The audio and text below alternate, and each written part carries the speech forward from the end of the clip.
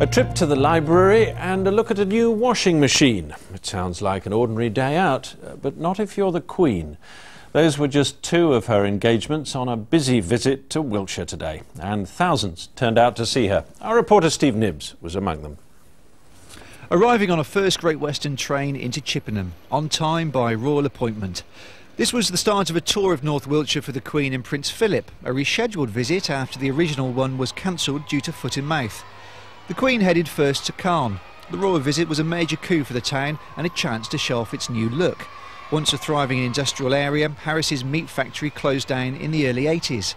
When it was demolished, the town went into decline, but now it's come through its dark days to reinvent itself for the 21st century.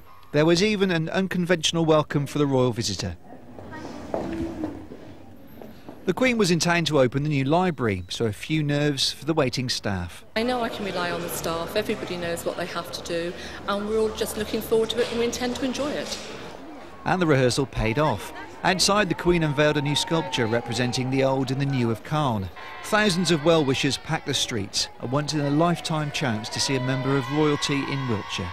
It's lovely to think that Calne is on the map at last, and somebody like the Queen is sort of taking the time and trouble to come and look at us and see what's been going on since the factory was pulled down. It's lovely to see her. I'm sure she was well impressed with what she saw. She looked younger than she does on TV.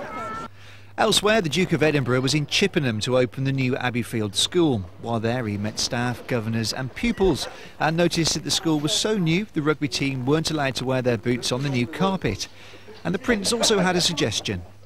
Do you not think it would be a good idea to give a whole holiday to mark this occasion?